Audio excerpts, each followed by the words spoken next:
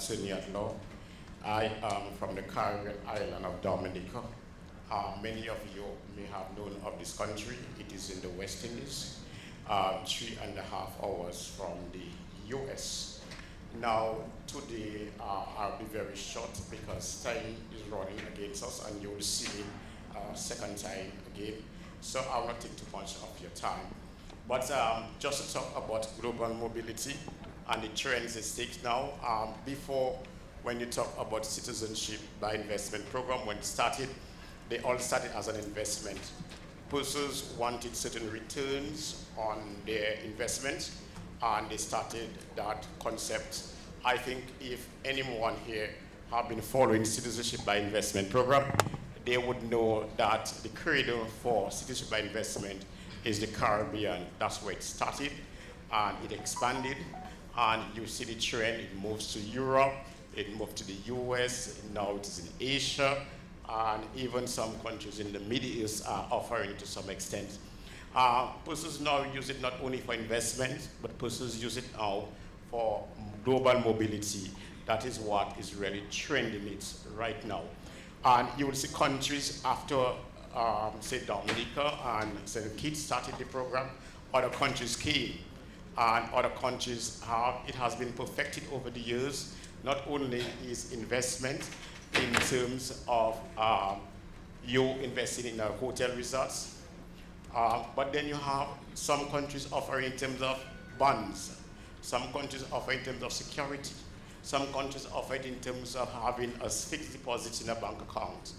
So it is trending and it is moving, and to an extent where right now you have certain challenges to it because of what is happening today in the world. We don't want to go into much detail, but some countries, some blocks, as you would call them, have certain challenge to the programs because the citizenship by investment program has grown so big and so large.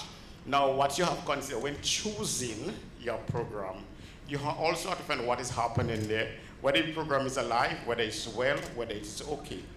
You need to look at not only agents in your jurisdictions.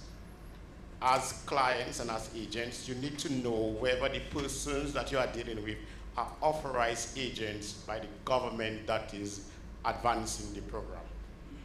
So, many of you here are agents, and many of you would be working with other agents because you need processing agents. What I mean by that, persons like us who lives in the Caribbean to process for you. So if you're an agent in Dubai, you're an agent in Oman, you're an agent in Mumbai, you need Caribbean authorized agent to process for you. So you need professionals. And usually, I always say, when you need professionals, it is always good to retain lawyers. Lawyers advise you properly. Lawyers are not there only to fix it. Persons believe that you only go to a lawyer when you get a problem. But you must go before. We are there to prevent those problems and not having to fix. There's a saying that prevention is better than cure. So you look on the government list. Who are the authorized agents? If you can't get one directly, you say which one in Dubai or in Mumbai or in Chandigarh or which one in Delhi that are dealing with authorized agents, so you can cut down the number of time that your clients would satisfy your client. That's one. And secondly, you can also cut down the cost to your client. The less intermediaries you have, the better. Isn't that so? And one of the things you have to look at, persons come to you. You see, you are giving a service, a valuable sovereign document. Okay? A passport is not just a pass, as its name suggests. It's not something you can just walk in Indian Oil, driving with your vehicle, and take $50 worth or 50 rupees, 100 rupees of gas or petrol. Or you can just go over to the supermarket, or you go to the guy or the lady on the side and you say, I want some chicken masala or curry masala and some what they call it again, chapati. It's not like that. So a client comes to you and says, what is the price? What's the price? You're not selling a product. It's not a chicken masala. It is not a chapati. It is a country sovereign document. There's value to it. And that's why the client has to go through a process. 4, 5, 3 months. If you go in a supermarket, nobody asks you for your birth certificate. Nobody asks you for your police clearance certificate. Nobody asks you for your source of funds. So why do you entertain a client coming to you and ask you, what is the price? You're not selling passports. It's an investment. You have to say to them, I am not selling passports. No government authorizes me to sell passports. This language must be removed. You must nip it in the bud. And that's why sometimes when you encourage it, clients come and tell you, oh, this one's selling it to me for 50, you must give it to me for 40. You tell them, well, if you want it for 40, go in the market in Mumbai and get it for 40. I am not selling passports. I am promoting a program. And that's why when the client comes to you, you make them sign a contract. You tell them this, that's his checklist, that's the requirement. You must satisfy those requirements. You must fill in forms, certain forms. And then it goes back to the government processing units. And then it goes through the process. If you go into the supermarket, you don't go through that. If you go to the market, you don't go through that. So you have to maintain the integrity of the document that the client is getting. A document that can make you enter London without having to apply for a visa. How that can be a sale. So you have to look at that as agents. That's all. That's very important. The next thing that you have to look at, not only is the processing time, not only is the same of the requirements, but you have to be able to convince the clients that that document is not for all and sundry. It was not created for everybody. It's not everybody in Mumbai or in Bombay, as you may call it, that can afford that investment. So do not try to belittle the documents and going from one agent to another, trying to get cheapness. It doesn't have that. You have to look at the government list, authorized agents. Look at the government published fees. And the government say minimum investment sum on a donation level is 100,000 US. Somebody said I can get you for 50,000 US. Where is that? Where on the published list are you seeing that? Prove it to me. So these are things that you have to look at. It's very important. And then these documents not only gives global mobility, but they're very important in terms of your bank accounts opening. Persons use it for those purposes. Persons use it for safety, they come to retire in the country. Let's say Dominica is sparsely populated with only 70,000 people. Grenada, Antigua, St. Lucia, they all sparsely populated island. They have safe and secure. We have in the Caribbean, as we call the Caribbean paradise, we have no pollution, no serious manufacturing, no serious embouteillage, what I mean by that traffic jams. A country have 98,000, 78,600. We live long.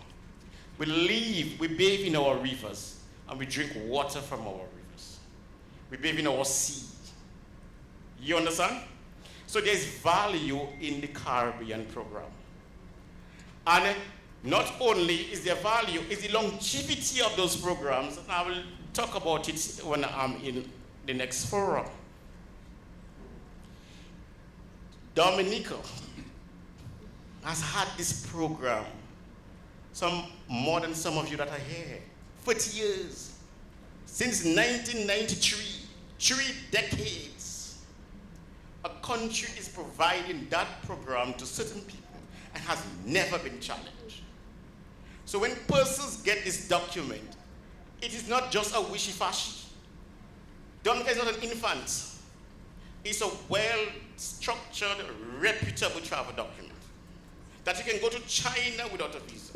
You can go to Russia without a visa. The entire Europe without a visa. the whole Latin American countries and Asian countries. So do not let any client belittle the service that you are offering to them. Do not allow them to say, oh, I am paying you $3,000 for your work. Or I'm paying you $5,000 for your work. Client not supposed to put the value. Client not supposed to target and tell you what is the value of your service. You determine the value of your service. And if a client come and tell you, oh, that one give it me for $5,000, and then you go down for free, the client going to say somebody else, you give it for $4,000. Because you are not belittling the standing, the integrity, and the value of the travel document. It is very important that you take this into consideration, especially as you know what is happening in Europe with respect to their programs. I don't have to say more. The world is open now. BBC and CNN and online, everything is clear. And that's why many of the countries now, many of the agents now, eyes are on the Caribbean. That's the trend that is moving to now. The Caribbean become of more importance even now, have always been, has maintained credible documents, travel documents, and even more important now, based on what is happening.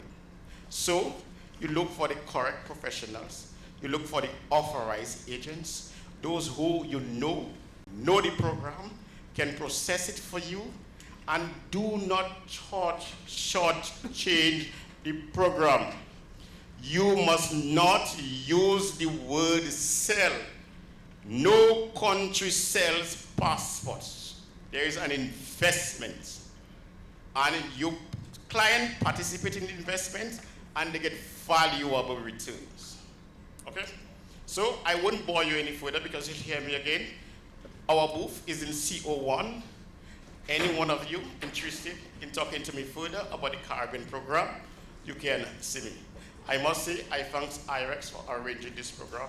IREX is one of the best organizers I've ever come across. Published well, well organized, well executed, and I thank them for having me a second time. Thank you.